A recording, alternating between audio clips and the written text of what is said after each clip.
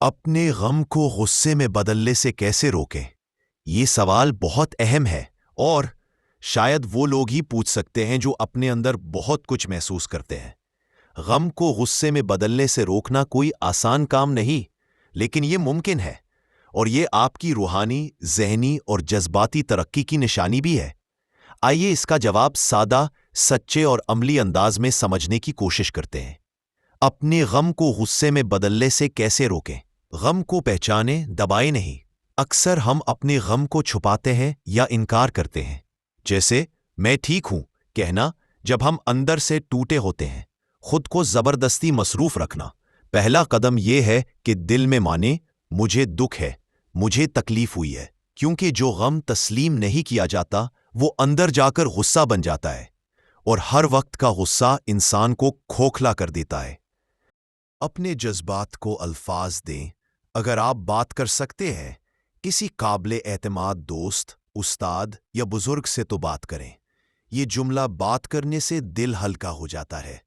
اپنے آپ میں ایک سچائی ہے، بات کرنا واقعی بہت اہم ہے۔ اگر آپ کو لگتا ہے کہ کوئی ایسا انسان نہیں جس سے آپ بات کر سکیں یا جو آپ کو سمجھ سکیں، تو آئینے کے سامنے کھڑے ہو جائیں، خود سے بات کریں، خود سے پوچھیں اور خود کو جواب دیں۔ ہمارے لیے ہم سے بہتر سامع کون ہو سکتا ہے؟ ہم سے بہتر ہمیں کون سمجھے گا؟ خود سے بات کریں، اپنا درد ہواؤں کے گوش گزار کریں یا سفید کاغذ سیاہ کریں، مگر بات کریں۔ وہ درد جو دل کو جلائے دے رہا ہے، اسے لاوا مت بننے دیں۔ جس درد کو آپ زبان دیتے ہیں وہ غصے میں بدلنے کی طاقت کھو دیتا ہے۔ غم میں خاموشی سے اللہ سے بات کریں۔ ہم سب کو اپنی زندگی میں ایک فکسر چاہیے ہوتا ہے جو ہماری بگاڑی ہر چیز کو فکس کر سکے۔ یقین رکھیں کہ اللہ ہر چیز فکس کر سکتے ہیں، یہ لازمی ہے کہ ان سے بات کریں۔ وہ جانتے ہیں، وہ سب کچھ پہلے سے ہی جانتے ہوتے ہیں، مگر یہ بتانا ہمارے اپنے لیے ہے، کیونکہ بات کرنے کی ضرورت ہمیں ہے۔ اللہ جی، اگر میں کسی چیز کو تھوڑا جانتی ہوں تو وہ ہے دعا۔ میں کوئی بہت نیک انسان نہیں ہوں۔ میرے اور آپ کے درمیان جو کنیکشن ہے وہ دعا ہے۔ آپ جانتے ہیں میری دعاؤں کو، وہ بعض اوقات بہت خاموش ہوتی ہے اور بعض اوقات کچھ نم بھی، مگر اکثر یہ بس گفتگو ہوتی ہے، بالکل ایسی جیسے کوئی تھکا ہوا بچہ نیند میں جانے سے پہلے اپنی ماں کو دن بھر کی روادار سنا رہا ہو۔ نماز یا صرف دل سے اللہ کو مخاطب کرتے رہیں۔ یا اللہ، تو بہتر جانتا ہے میرے دل کا حال، مجھے صبر دے، مجھے اپنی رضا میں خوشی دے۔ یہ دعا صرف الفاظ نہیں بلکہ روح کو ٹھنڈک دینے والی دوا ہے۔ جسمانی رد عمل پر قابو پائیں۔ جب غصہ محسوس ہو، گنتی گنیں، گہری سانسیں لیں، 3 بار، جگہ بدلیں، بیٹھے ہیں تو کھڑے ہو جائیں یا پانی پی لیں، وضو کریں۔ یہ حدیث سے ثابت ہے، ایسا کرنے سے دماغ کو ایک وقفہ ملتا ہے اور غصے کی شدت کم ہو جاتی ہے۔ نرمی اور معافی کو طاقت سمجھیں۔ غصے کا مطلب طاقت نہیں، اپنے جذبات کو قابو میں رکھنا اصل طاقت ہے۔ وہ شخص پہلوان نہیں جو کسی کو گرا دے، بلکہ وہ ہے جو غصے کے وقت خود کو قابو میں رکھے۔ حدیث صحیح بخاری۔ اپنے غم سے سیکھیں، جلے نہیں۔ اپنے دل سے سوال کریں، اس غم نے مجھے کیا سکھایا؟ کیا میں اور بھی نرم دل، سمجھدار اور گہرا انسان بن گیا ہوں؟ درد روح کی تعمیر کرتے ہیں۔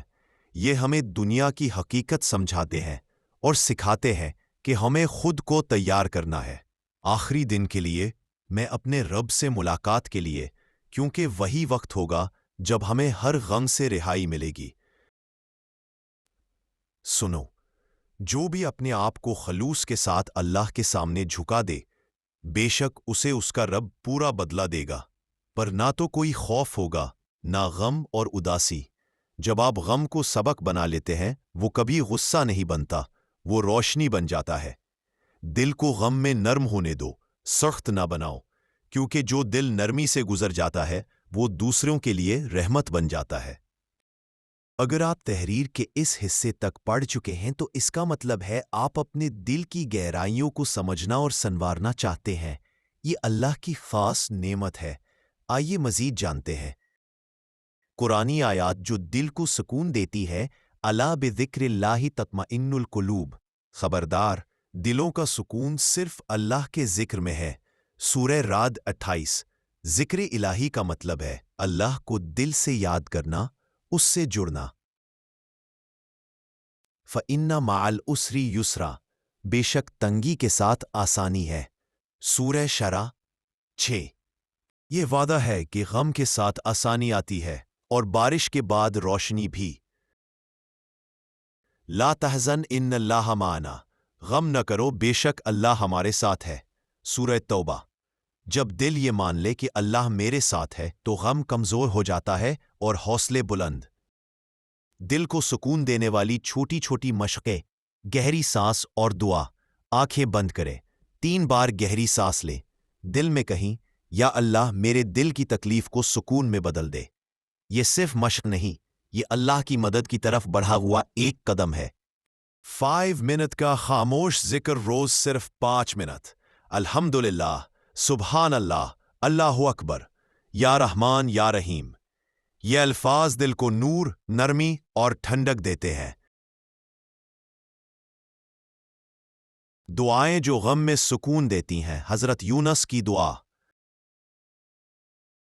تو ہی معبود ہے، تو پاک ہے، بے شک میں ہی قصوروار تھا۔ سورہ الانبیاء 87۔ یہ دعا مصیبت، غم اور بے بسی میں سب سے طاقتور دعا ہے۔ غم کے وقت نبی صلی اللہ علیہ وسلم کی سکھائی ہوئی دعا، اللہم انی اعوذ بک من الہم والحزن، اے اللہ میں پریشانی اور غم سے تیری پناہ مانگتا ہوں۔